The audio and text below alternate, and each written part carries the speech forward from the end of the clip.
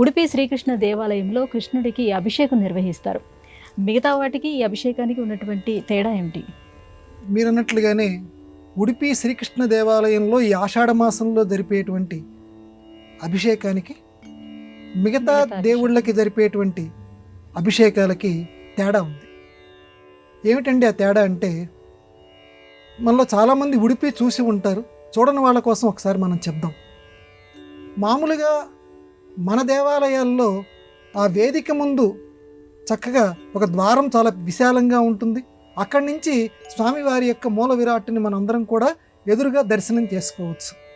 కానీ ఉడిపిలో శ్రీకృష్ణుడిని చూడాలి అని అంటే మీరు ఆ ఒక ద్వారంలాగా ఏమీ ఉండదు, ఒక చిన్నపాటి ఒక కిటికీలాగా ఉంటుంది.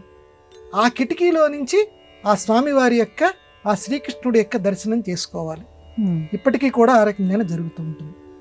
ఈ స్వామివారికి ఈ ఆషాఢ మాసంలో ఒకరోజు అభిషేకం చేస్తారు.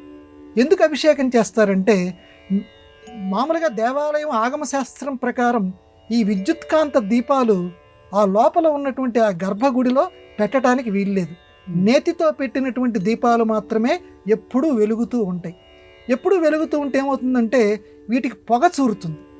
పొగ చూరి మొత్తం అంతా కూడా ఆ కృష్ణుడికి మీద ఉన్నటువంటి ప్రదేశం, కృష్ణుడికి చుట్టుపక్కల ఉన్నటువంటిది, కృష్ణుడికి వీళ్ళందరికీ కూడా ఆ పొగ, ఆ నల్లటిది ఏదైతే ఉన్నదో అది కొంచెం కొంచెంగా అంటుకుంటుంది.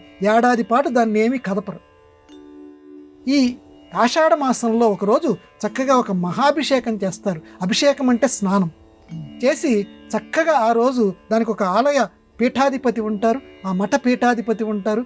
ఆయన పర్యవేక్షణలో చక్కగా ఈ మఠ ప్రక్షాళన జరుగుతుంది. అంటే చక్కగా ఆ దేవాలయంలో ఈ నలుపుగా ఏదైతే ఉన్నదో, ఈ మసిబారింది ఏదైతే ఉన్నదో ఆ వాతావరణం మొత్తం దులుపుతారు. దులిపేసి స్వామివారి విగ్రహాన్ని కూడా అభిషేక క్రియ, ఉత్తర క్రియలు చక్కగా కూడా చేస్తారు. ఇక్కడ ఉత్తరం అంటే నా ఉద్దేశం శ్రేష్టం. శ్రేష్ఠ క్రియలన్నీ కూడా ఇక్కడ స్వామివారికి జరిపిస్తారు. దీన్ని మిగతా దేవాలయాల్లో మనం చూడలేము. ఆషాఢ మాసంలో శ్రీకృష్ణ దేవాలయంలో మాత్రమే, ఆ ఉడిపి శ్రీకృష్ణ దేవాలయంలో మాత్రమే మనం చూడగలం. ఇది మిగతా వాటికి కృష్ణ దేవాలయానికి ఉన్న తేడా.